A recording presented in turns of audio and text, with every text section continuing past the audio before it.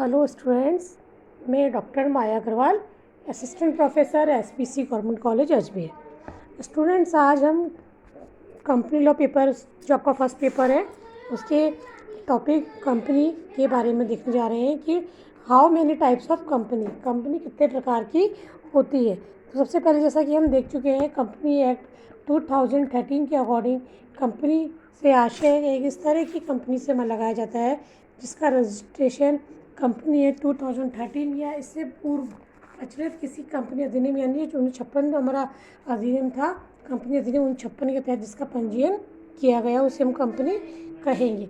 तब हम बात करते हैं काइंड्स ऑफ कंपनी की, यानी कंपनी के प्रकार। ये कंपनी कितने प्रकार की हो सकती है। तो अगर हम देखें तो भारतीय कंपनी अधिनियम 2013 के अनुसार वर्तमान में कंपनी से आशय ऐसी कंपनी है जिसका पंजीयन इस कंपनी अधिनियम के तहत किया गया है।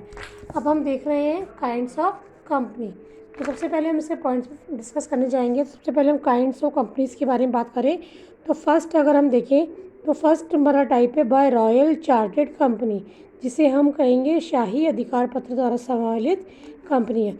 सर्वप्रथम भारत में इसी तरह की कंपनियों की स्थापना शाही अधिकार पत्र द्वारा की गई थी। ऐसी इस प्रकार की कंपनियां को हम चार्टेड कंपनी भी कहते हैं। इस प्रकार की कंपनियों में मुख्य रूप से कई विशेषताएं थी जिनमें कंपनी की स्थापना का उद्देश्य भी विशेष होता था और इस कंपनी के अधिकार भी बहुत विस्तृत होते थे। कंपनी अपने द्वारा लिए गए ऋणों के लिए सदस्य उत्तरदायी नहीं होते थे तथा ऐसी कंपनियों के नाम के पीछे लिमिटेड शब्द का प्रयोग नहीं होता था। आज अगर हम देखें तो निजी कंपनी जब की हम बात करते हैं तो उसमें प्राइवेट लिमिटेड शब्द का यूज़ होता है, और जबकि सार्वजनिक कंपनी की हम बात करें तो लिमिटेड शब्द का यूज़ उसके पीछे किया जाता है। लेकिन पूर्व में इस शाही अधिकार पत्र के द्वारा पंजीकृत कंपनी के साथ शाही लिमिटेड शब्द का प्रयोग नहीं होता था। अगर हम देखें तो शाही अधिकार पत्र द्वारा सम्मिलित कंपनियों के मुख्य कार्य जैसे राजकीय प्रशासन, सैनिक शक्ति को बनाए रखना आदि जैसे होते थे। उदाहरण के लिए अगर हम देखें तो ईस्ट इंडिया कंपनी थी जो वो एक तरह से शाही अधिकार पत्र द्वारा सम्मिलित कंपनी मानी गई थी। ईस्ट इंडिया कंपनी से के साथ ही भारत में अंग्रेजों का आगमन हुआ और उन्होंने अपने व्यापार को विकास भारत में रहकर किया। सेकंड पॉइंट हमारा जो है वो है टाइप, जो हम देखें companies form under special act of parliament, यानी संसद के विशेष अधिनियम के अंतर्गत सम्मिलित कंपनी है।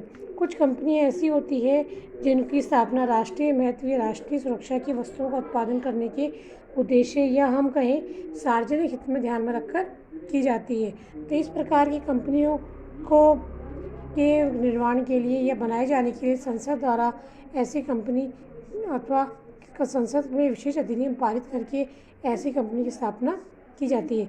भारतीय संदर्भ में अगर हम देखें तो ऐसी कई कंपनियां हैं जिन्हें संसद के विशेष अधिनियम के अंदर पंजीकृत किया गया है।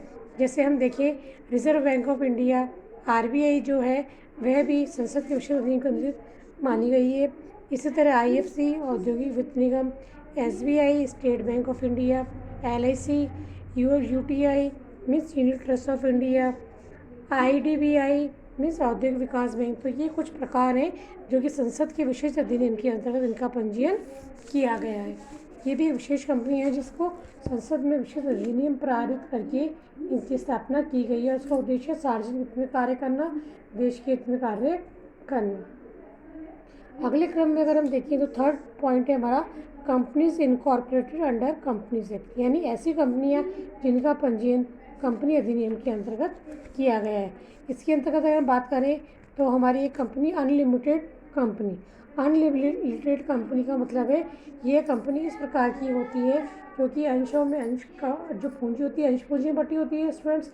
तो जो कंपनी में जो अंशधारी पैसा लगाते हैं तो उन पैसों जो अंश पूंजी लगाते हैं उसके बदले उनको लाभांश दिया जाता है। असीमित दायित्व वाली कंपनी ऐसी कंपनी होती है जिनमें सदस्यों का दायित्व उनके द्वारा खरीदी गई पूंजी तक सीमित ना होकर बल्कि असीमित होता है। तो इस प्रकार की कंपनी में जोखिम की मात्रा अधिक रहती है।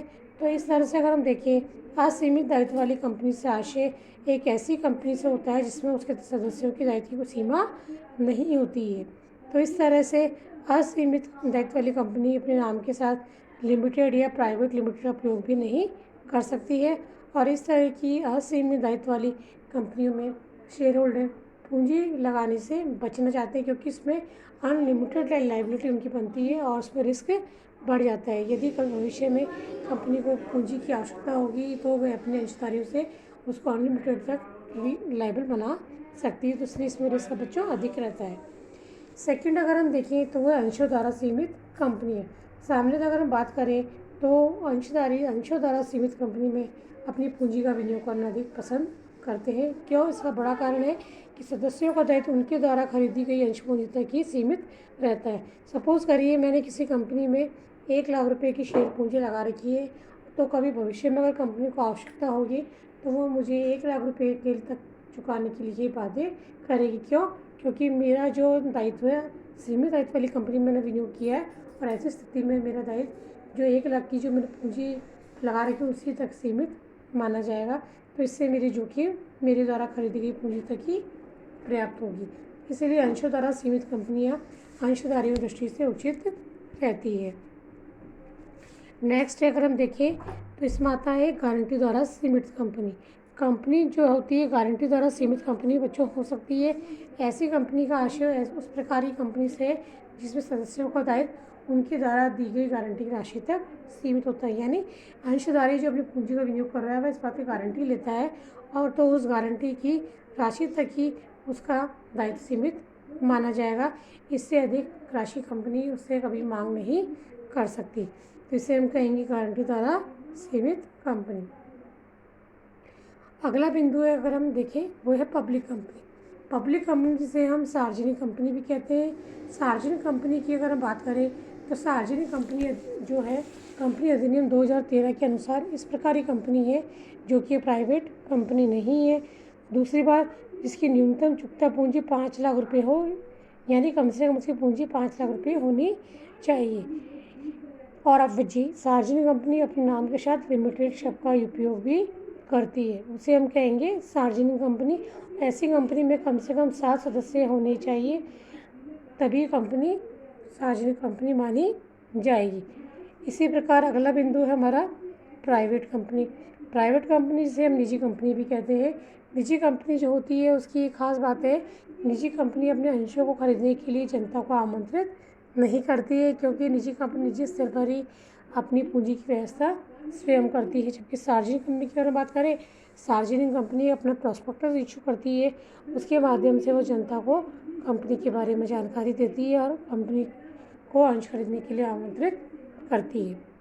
निजी कंपनी अगर हम देखें तो ऐसी कंपनी है जिसमें सदस्य संख्या कम से कम 2 और अधिकतम 200 तक सीमित मानी गई। यानी निजी कंपनी ऐसी कंपनी है जिसमें सदस्य संख्या 2 होती है और अधिकतम 200 तक हो सकती है।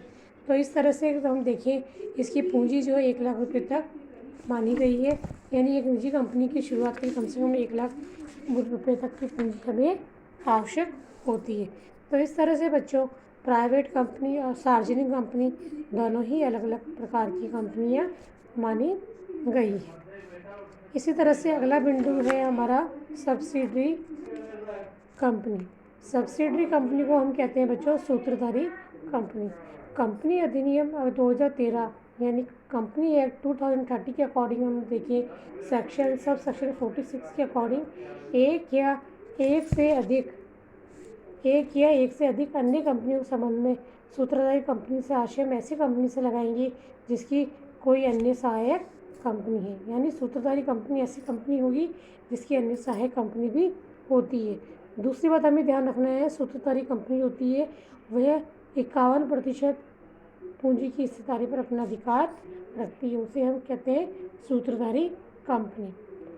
और सहायक कंपनी ऐसी कंपनी, होल्डिंग कंपनी ऐसी कंपनी होगी जो कि सूत्रधारी कंपनी के ने जिसका अधिकरण कर रखा है, जिसके साथ में वो कार्य कर रही है। तो कंपनी अधिनियम 2013 की धारा 2 सबसेक्शन 87 के अकॉर्डिंग सूत्रधारी कंपनी से आशय ऐसी कंपनी से लगाया जाएगा जिसमें सूत्रधारी कंपनी संचालक मंडल की संरचना पर नियंत्रण रखती है। यानी सहायक कंपनी की जो बोर्ड ऑफ डायरेक्टर्स जो होते हैं उसकी स्ट्रक्चर पर कंट्रोल कौन रखता है? Holding company. दूसरी बात, मतदान शक्ति यानी वोटिंग जो पावर होती है, वोटिंग राइट जो होता है, उसके आधे से अधिक भाग पर होल्डिंग कंपनी अपना नियंत्रण रखती है या मिलकर कार्य करती है।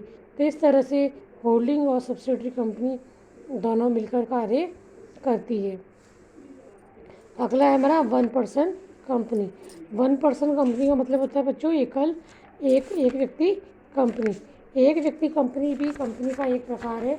एक व्यक्ति कंपनी के अंतर्गत 1% कंपनी से आशय अगर हम देखें एक्ट के अकॉर्डिंग, ऐसी कंपनी जिसके सदस्य के रूप में केवल एक ही व्यक्ति है, यह कंपनी निजी कंपनी ही मानी जाती है। यानी केवल एक ही व्यक्ति उस कंपनी का संचालन करता है, एक ही व्यक्ति उसका देखता है, उसे हम कहते हैं एकल व्यक्ति कंपनी।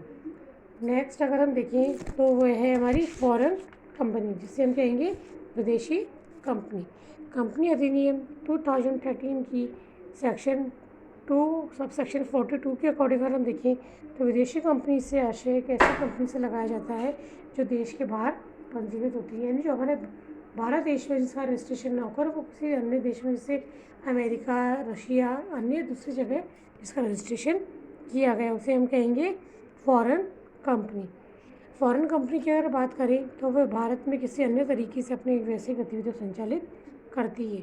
तो इस तरह से विदेशी कंपनी होती है जो विदेश में जिसका पंजीकृत होता है, भारत वह विदेशी कंपनी मानी जाती है।